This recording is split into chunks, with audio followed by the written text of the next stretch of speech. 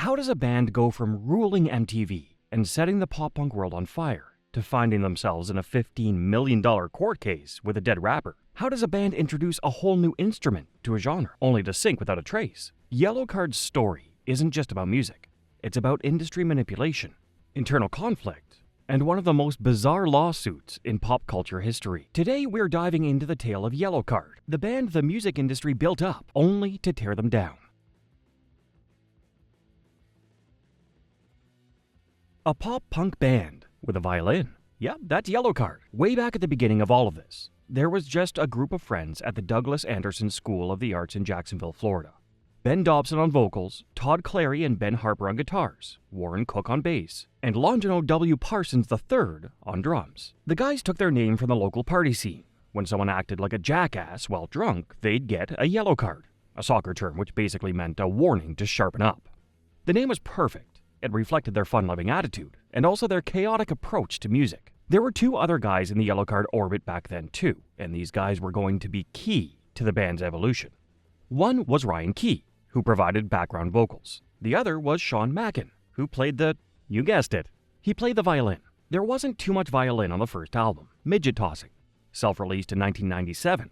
This is a pretty ramshackle affair of bratty, noisy punk, a world away from the slick pop-punk they'd become known for later on. By the time the second album came along, though, things had changed. Mackin was now a fully-fledged member of the band, and their sound was evolving into something poppier, something more palatable to the mainstream. Ben Harper had also formed his own label by this point, Takeover Records, and so 1999's Where We Stand, released on Takeover, sounds a little more professional.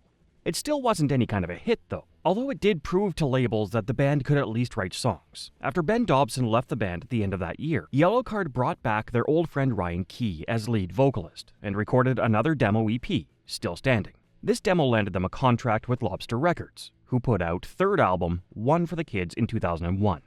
Now the band were starting to make waves. One for the Kids caught the attention of Fueled by Ramen, an independent label with big major label ties. Fueled by Ramen released the Underdog EP in 2002, but inner turmoil struck the band again almost immediately. Warren Cook left the band for personal reasons, and Pete Mosley replaced him. Then Pete Mosley left too, and was replaced by Alex Lewis on bass. All these lineup changes made the band's head spin, just like they're making my head spin right now. But things were finally looking up.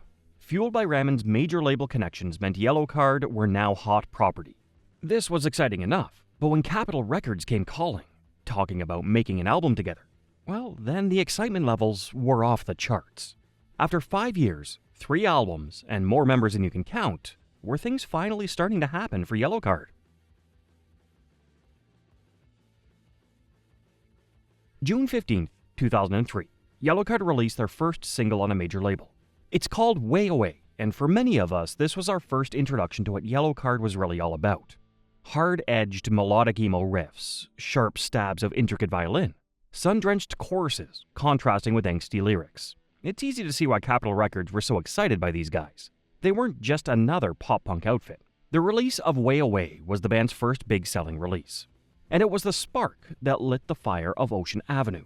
By the time the album was released the following week, kids were falling over themselves to buy it. Yellowcard had gone from being just another face in the pop-punk crowd to Billboard charting superstars, basically overnight. And there was more to come. Anyone not yet grabbed by Ocean Avenue the album was about to be blown away by Ocean Avenue the single. Called an instant classic and an eternal song by critics, Ocean Avenue is a stunning piece of pop music. It's such a summery tune that you're left wondering why it was released in the middle of winter, until you realize the genius of the marketing. Ocean Avenue sold well through the winter, and then kept on selling through the spring. And then, when the weather got warmer and everyone needed an anthem for summer 2004, they had one. And it was Yellowcard, the undisputed kings of bouncy, beachside pop-punk brilliance. Ocean Avenue was all over the airwaves, and all over everyone's stereos. It sold more than 2 million copies in the US alone. It provided the soundtrack to youthful adventure, good times, love affairs, and heartbreaks. For so many of us, we'll never forget what it was like to hear Ocean Avenue for the first time. But we're straying into legacy territory, and we're getting way too far ahead of ourselves. For now, Yellowcard were riding high, but Capitol Records, eager for the band to evolve into long-term bangers, wanted more. The pressure was on. Would Yellowcard shift gear, accelerate to new heights? Or would the pressure just get too much? The success of Ocean Avenue should have put Yellowcard on easy street. Instead, it put a target on their backs. Label executives demanded a more mature sound from the band, something that would have longer-term appeal than just breezy, teen-oriented pop punk. But were the band ready to make this leap? They were left with a choice: evolve, become something new, or stick to their guns. Perhaps they felt like they had no choice. They'd have to move forwards, and this meant getting back to the studio and knocking out another record. But first, Pete Mosley got back in touch. He wanted to return to the band. And as Mosley was an old friend and had been a big part of the writing process on Ocean Avenue, this meant Alex Lewis had to leave. So the band now felt they had the personnel they needed to make an even better record than Ocean Avenue. But there were problems. First, the band members were spread across the country. Key and Mosley were living in New York and writing together. The others stayed behind in LA. Second, the fame. Remember, until 2003, Yellowcard had just been a bunch of scrappy punk rock upstarts from Florida.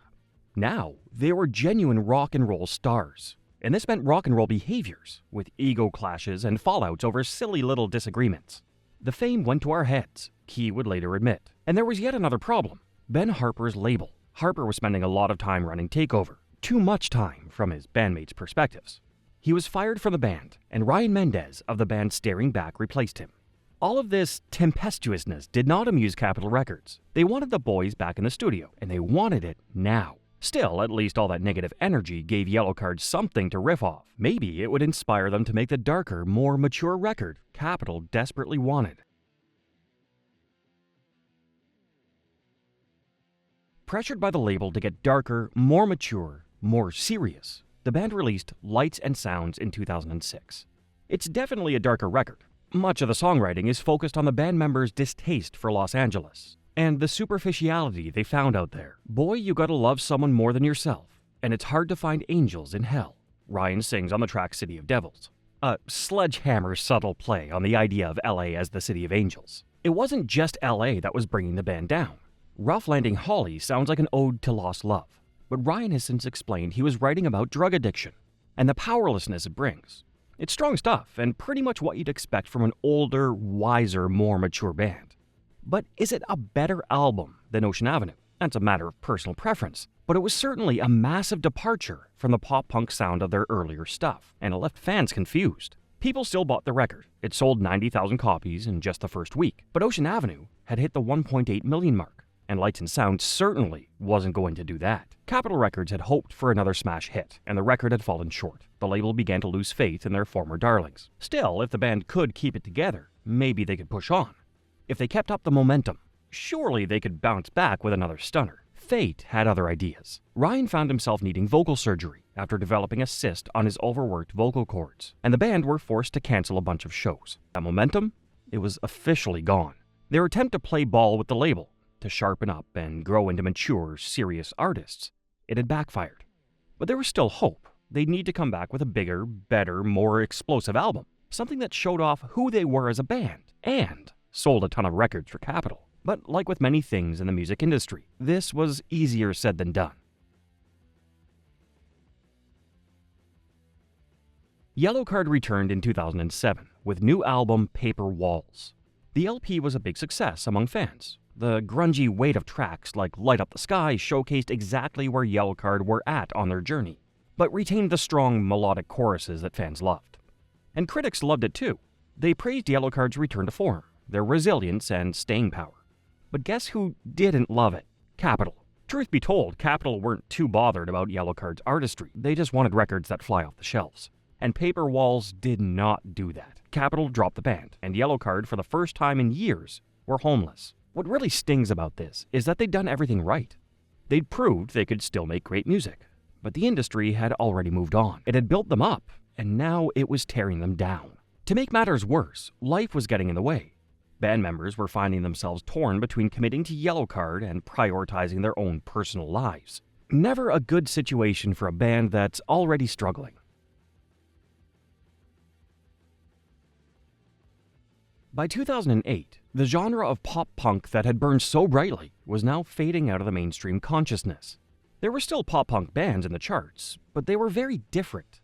MCR had gotten darker, more operatic. Fall Out Boy were basically just a pop band. Yellowcard, meanwhile, were trapped in their old identity. With no label and seemingly no direction, Yellowcard began to sputter out. Personal issues among the bandmates were also taking priority over the music. Parsons took time out to care for his grandmother as her health began to fail, and the band canceled several shows. They did return for a tour with the Spill Canvas, but things were not right with the band. In April 2008, they announced an indefinite hiatus. This was a chance for the band to try other things, both professionally and personally. Mackin got married, Ryan Key started a side project called Big If, which recorded a number of demos but had sunk without a trace by 2010. Meanwhile, Parsons found work as the drummer for American Idol runner-up Adam Lambert. Yellowcard seemed like a distant memory, and fans were beginning to write the band off. But what if they still had one more comeback left in them? It was Longino Parson who dropped the news first. In 2010, he let slip that he and the guys were talking about making a new record, something the band's Facebook page confirmed in August that year. But Pete Mosley, who had left the band after Paper Walls, would not be returning. Instead, Sean O'Donnell would be handling bass and backing vocals. So the band were back together in one form or another, and they were playing the first shows since 2008, starting with a victorious return tour with All Time Low, their 7th album. When You're Through Thinking, Say Yes was released on Hopeless Records in March 2011 and was a big success. Free from major label pressures, the band were making music on their own terms for the first time in what seemed like forever. It picked up solid reviews and scored impressive showings on the Billboard 200. This was it, the comeback, and it really felt like it was going to work. Overjoyed by the success of the record, the guys got straight back into the studio for the 8th. This was Southern Air, featuring all-star guest appearances from Alex Gaskarth of All Time Low, Taylor Jardine of We Are the In Crowd, and Cassidy Pope of Hey Monday. It did not, however, feature Sean O'Donnell. The bass player was replaced by former touring member Josh Portman. With tracks like Always Summer and Here I Am Alive, Southern Air was another hit for Yellowcard, their biggest since Ocean Avenue. Against all the odds, the band were not only back, they were living some of the best years of their career. The album was a critical success too, and it cemented Yellowcard's position as true scene legends, proven beyond doubt when they headlined a US tour featuring the Wonder Years and We Are the In Crowd, two of the biggest pop-punk bands of the moment. But Yellowcard were dealt a huge blow when, in 2014, Longino Parsons announced his departure. The last true original member of the group was gone, and while long-term violinist and backing vocalist Sean Mackin remained, the band had lost its core. They tried to push on. First, they left Hopeless and recorded 2014's Lift a Sail with Razor and Tie Records. Then, still reeling from their friend's departure, they returned to Hopeless. But this time, things really were hopeless. The band had proved everyone wrong. They'd struggled hard in those early years. They'd made their breakthrough and became the pop-punk darlings of the age. Then the fickle nature of the major label world had broken them down. When they were recording the follow-up to Ocean Avenue, Yellowcard believed Capitol was in their corner. They believed the major label was their friend. But when that follow-up didn't quite sell so well as its predecessor, they swiftly found out that the label didn't view them as friends at all, just as a business proposition, a commodity. And when the album didn't hit the heights of Ocean Avenue either, Capitol dropped them. But they'd come back, and they'd done it on their own terms, with hit record after hit record. So surely everything was back on track. Everything was fine. Apparently not. Ryan Key and the others saw it differently. Each year, Ryan said, we started to see a noticeable decline in attendance to shows, and seemingly the responsiveness to any new music we were making. Yellowcard had got into this business to make connections with fans, to reach out and forge bonds through music. But with dwindling audiences, and with fans more interested in hearing the old stuff than anything new, they were starting to question whether the whole thing was even worth it. So they made their announcement. The first record on Hopeless would be the final record, period. Yellowcard played a full stint on the Warped Tour in 2016. Then they released the self-titled album that fall. And after that, they gave their thanks, took their bows, and announced their breakup. For real. The band that had fought so hard for so long had finally thrown in the towel. The next few years following the breakup were quiet, but then in 2019, Yellowcard hit the headlines once again. This time, though, they weren't in the charts. They were in the legal system. The controversy stemmed from rapper Juice WRLD. His track Lucid Dreams, according to Yellowcard, had stolen the melody of their song Hollywood Died. Surely this was crazy. Well, not really. There was precedent here. Back in the 1990s, songwriters Albert Hammond and Mike Hazelwood sued Radiohead over the chord progression of the British band's hit Creep. Hammond and Hazelwood said that this had been lifted from the Hollies' song The Air That I Breathe, which they had written, and the court agreed. More recently, a court had reached a decision on a case involving the family of Marvin Gaye, after they accused Pharrell Williams and others of plagiarizing Gaye's music on the song Blurred Lines.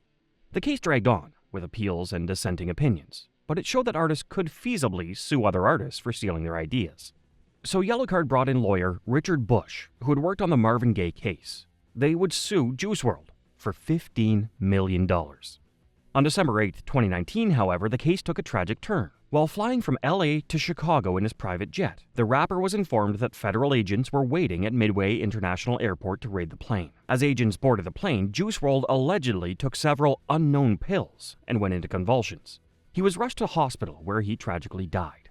He was only 21 years old. Surely that would be the end of Yellowcard's lawsuit, but apparently not. The band continued to pursue the case in the following months, taking on Juice WRLD's family as they reeled from the young man's death. While Bush maintained that the band were sensitive to the family's situation and were deeply saddened by the rapper's passing, the reactions were not good. The band that had been the darlings of the pop-punk world were making themselves look a little heartless, especially after Juice's grieving mother, Carmela Wallace, took over his estate and essentially became the group's opponent in court. Yellowcard eventually dropped the case. They didn't get their $15 million, but they did manage to exit the unpleasant situation without completely destroying their own reputation. The whole lawsuit controversy left a bad taste in everyone's mouths, and the band members quietly distanced themselves from the whole thing. Ryan Key worked on some post-rock versions of classic Yellowcard tracks with the band Hammock, before creating an electronic music project with Ryan Mendez, named Jeddah. Josh Portman recorded an EP with Broken Trophy. But in 2022, rumors of another reunion began to emerge. With the 20-year anniversary of Ocean Avenue now approaching, the band, who Ryan Mendez had said never had any intention of playing together ever again, were apparently getting back together. The rumors turned out to be true. A tour was announced and fans lapped up the live performances, as Yellowcard sold out shows coast to coast, giving kids, now not really kids anymore, the chance to fall in love with Ocean Avenue all over again. This was followed up by a 5-track EP, Childhood Eyes, featuring the likes of Chris Carrabba on the track The Places We'll Go and Vic Fuentes of Pierce the Veil on 3 Minutes More. The EP also features Nate Young of Anberlin on drums, although he's never been announced as a full member of the band. It seems the hole left behind by Parsons was just too big to fill. To date, this is the latest release from Yellowcard. It's not clear whether there's another album on the horizon, but at least the band are still together, and still knocking out awesome live shows, full of tracks from an incredible back catalog. So what's your favorite from that back catalog? Are you not ashamed to say it, you just love Ocean Avenue? Or maybe you're more of a Yellowcard diehard, and you love all their stuff. Or perhaps you hate Yellowcard, in which case, well done for sticking this video out to the end. Whichever it is, let me know in the comments. Like and subscribe, and stay tuned for more pop-punk explorations coming right up.